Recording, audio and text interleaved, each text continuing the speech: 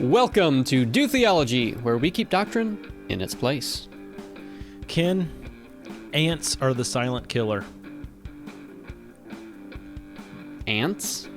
Yeah, not like aunties, but like the bug. Okay. A little bit ago, I finished my lunch, and I reached down to my mega pack of Costco chewy protein bars. And before my hand got to the box, there's just a colony of ants all over it. And then I look down the floor, and there's ants all over the floor. And What then kind I of got ants? thinking, Are the they kind red? that are just, I don't know, aren't all ants kind of the same? They're not fire ants, I don't think. No. Dude, there's like millions of species of ants. Anyway, carry on. How am I supposed to know? I don't study the taxonomy of insects. But anyway, so then I went and I instinctively got the vacuum cleaner and just started sucking them up. And then I got the bug killer spray that we have, and I was spraying it around. But I was just thinking about how they're so quiet. They're not like flies that are buzzing around your head and getting in your face. Like, they're just so quiet. And then, you know, I see all these ants, and it's like, where else are they? And then I just start feeling itchy, and I think I feel stuff in my hair and in my ears and in my clothes. So is now the right time to tell you about like army ants, the soldier ants, or even carpenter ants? Are there marine ants and navy ants? No, No, I don't want to talk about that. I just because I can tell you all about ants. those things. That's weird. I did not know that about you, and don't know how I feel about that. But, I say all about. I can't tell you all about, but I know a few things about those things. Well, all I know is I feel itchy, and I still am hungry for one of these bars, but I'm afraid to open the box and put my hand in it again. So, because they'll just start crawling all up my clothes. That's a real possibility. Yeah. So I'm tempted to go into stories about watching MacGyver as a kid, but I won't do that now. Oh, MacGyver's great. Yeah, especially MacGyver the episode Quantum where Leap. there's Quantum Leap. That was a show. Well, sorry, what's the MacGyver show you were referencing? Oh, the one where there's a army of army ants and they eat people. Oh. Wow. Which is a real thing. There's real army ants that sometimes go in these migrations, and there's millions of ants, and they go across and they eat everything in their path. I think these ants were just interested in the protein bars. Yeah. You'd be already dead. Speaking of silent killers. Great. Anyway. So that's what this episode is about. Now, if you couldn't tell, listener, we're still in break mode. We're not back into Do Theology mode. We've been enjoying the summer. We've been taking a little bit of a break. You've been getting some episodes on your podcast feed that aren't our typical episodes. We've been reading some articles and doing some other stuff. So we are still in a little bit of a break. Yet soon we will be transitioning into a new format on this podcast channel. You want to walk them through what that looks like? Sure. So what you're probably used to is the season formats that we've done, and really, I don't think you're really even going to notice that much of a difference on the user end. Really, it's just kind of more conceptually for us for the most part. But we're not going to do the season things anymore as far as like season which 1, means season 2. No breaks. Potentially. I mean, we may still do some breaks at different points, but probably not the same kind of breaks that we have done. And yeah, things are going to look a little different. Things were in the first few seasons. Things were loosely organized thematically with seasons 1 and season 2. I think that started to change a little bit even as we got into season 3. And as we move forward, we're going to be seeing less of that thematic type things where you're going to have a whole season focused on one kind of content. So we're looking to change things up, have more opportunities for different kinds of content and without the restrictions of a season format. Yeah, what we've done basically for 3 seasons is 15 episodes or so. I guess the first season was maybe a little bit shorter. But the last 2 seasons, we've done 15 or 16 episodes that were all in a row, week by week, before then taking a 3-month or so break with just kind of random content thrown in. And so, yeah, now we're looking to upload regularly. It would be nice if we could do weekly. We're a little uncertain still if it'll be weekly or bi-weekly, but we want to upload regularly and just perpetually too. Not like we're going to upload regularly until this certain point and then we're taking a break or whatever. Even though, like you said, Ken, there may be some breaks that are mixed in, but we'll talk about those and announce those, so it's not unexpected. But yeah, that's the idea for the format. In the content, we're looking to switch up just a little bit too. A lot of the content we've been giving you has been what Ken has called evergreen content, and maybe you borrowed that from the podcast industry. I don't know. Yeah, I did not invent that. It was new to me. Yeah. Really? Yeah. Yeah. I mean, it made sense. I mean, I didn't need a definition. As soon as you said it, it was like, oh, I know what that means. Yeah. It's But kind of maybe an the industry listeners don't know what that standard means. term. Yeah. Evergreen content is just, it's content that's good forever. When you go It's to not your time-bound. professional podcaster. Convey. Okay. We just There had a are- little glitch in the internet. uh, When you go to your professional podcaster cocktail parties and you're all standing around and saying, evergreen content. That's where you picked it up, huh? yeah, definitely. That's never happened. Yeah, you don't drink alcohol.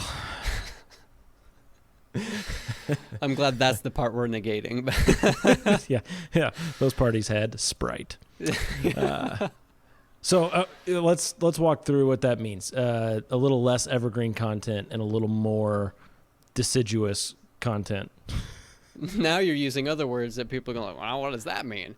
Oh, Yeah, so we got content that we are still going to do evergreen content that's going to be relevant and helpful no matter when you listen to it. You can come to it, a month later, and it's still going to, a year later, 2 years later, and it's still going to be helpful and good by God's grace.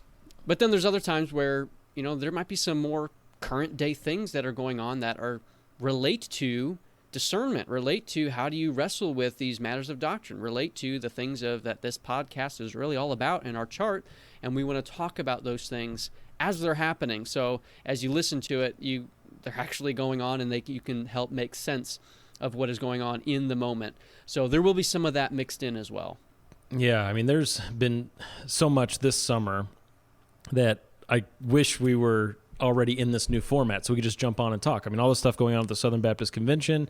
There was, shortly after we finished the last season, there was a statement put out about the charismatic gifts. Do you remember whose signatures were on there? It was like Dr. Michael Brown and Wayne Grudem, I think, signed it, and some other people about the prophetic offices and stuff. And it's like, oh, that would have been great to just jump on and discuss for a while. So we want to do that. Hopefully it's helpful too, but it'll at least scratch an itch that we have where, we want to be able to talk through those things in light of the chart in a way that is helpful for people. So that is in view for the future, but also what's in view in the very near future as we get started in the new phase of Do Theology. We are going to start off with a pretty big chunk of evergreen content. We're doing a series on hermeneutics, and this will be, we're in the middle of recording it all right now. We don't know how many episodes it'll be, 6, 7, 8, somewhere in there. And this will be truly evergreen content. We're doing that intentionally because we want this to be a resource that will be valuable for people who want to understand the more quote-unquote dispensational hermeneutic. Here's a series you can go listen to, not just with us talking, but with interviews from some leading quote-unquote dispensational scholars. I feel like Dr. Evil. You've probably never seen Austin Powers. Never mind. But I get the reference, but... Okay, so I got saved later in life than Ken did. But anyway, so we've got this content that's going to be coming up right off the bat, and then maybe after that it'll be followed up with some content that's not as evergreen. It might be more contemporary based, but that is what's in our view in the coming weeks and months. Yeah, and if you're listening to this and you're like, oh, hermeneutics, now you'll want to listen to this. You really will. It's going to be good. Yeah, we totally understand that the word hermeneutics and just the concept of talking about how we interpret the Bible, it is just really dry. I mean, there's no way to... It has that potential, but it doesn't have to be. Yeah, it just doesn't sound as juicy as thoughts on the SBC convention, right. Ed Litton plagiarizing. Exactly, there you go. So anyway, we're going to do our best to make it thorough but also listenable. Yes. To where it's not just like us droning on about grammar for 45 minutes. Okay? What else? We have some other exciting things just to mention. We you guys know about the chart. Well, we have a new language of the chart that has now been published. That is on the website, dotheology.com/chart. And now it's in Spanish. So we have Romanian, we have Spanish, and perhaps we will see that continue to expand over time as we get people to volunteer. This is how this is happening. We're not figuring this out. We're not typing into Google Translate or anything. No, we got people that actually know these languages that are translating this for us, because they have found it to be helpful, and it's helping the people that they're ministering to in their context. So we praise God for that, and we're just so excited about the opportunity to see this resource in the hands of more people. So we want to make that, let you know that that's available now, a Spanish translation of the chart. Wasn't there some chatter at some point about French? Yes, there's a guy that I've been talking to that he started working on it. He's kind of in the middle of getting married and moving his spouse back to France. How are you kind of in the middle of getting married?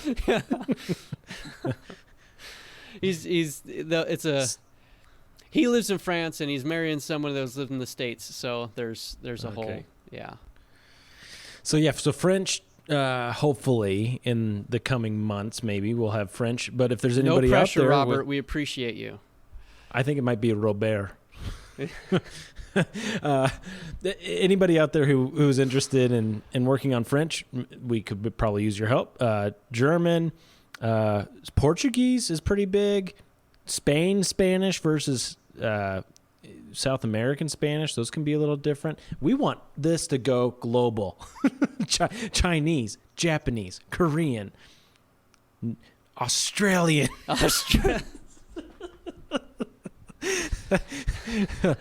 No, seriously. If you're listening and you know another language, consider volunteering your time to translate the chart. That'd be great.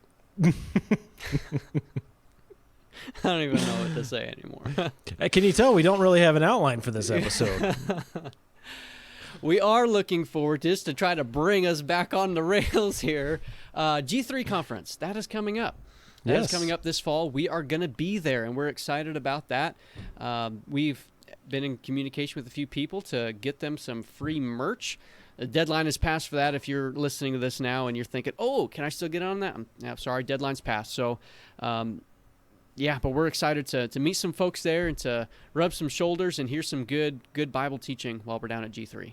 Yeah, it'll be real nice to be there and hopefully meet some of you, working on potential on-site interviews that we can do. Yes. We may have to get a little crafty. As shrewd as serpents, but as innocent as doves is the goal. But anyway, we will be in Atlanta for a few days there. If you're around, let us know. We'd love to meet you. Yes. And finally, we also want to mention that we have a store. It's got some new merch in it. You can go to store.dotheology.com, store.dotheology.com. Check that out. If you go on there and purchase some shirts or mugs or a big poster of the chart or whatever it may be, that benefits us, not us like individually necessarily, but the podcast too, where we are looking to do more giveaways and things like that. We're definitely not looking to make a living off this. We're not asking you to do this because we desperately need cash. We really try to take what we make and put it back into the podcast so we could do like a study Bible giveaway or a t-shirt giveaway or something like that. It just helps build the podcast. So consider doing that if you're interested in repping the podcast wherever you walk around. Yeah. Okay. All right. Well, we are really excited about what's coming up. The content's going to be amazing. So just hang in there a little bit longer and we'll get that to you. It'll be a lot better than this episode. That's true. That is true. Can confirm. Okay, very good. And until next time, do theology. Very well. Cut. That's a wrap.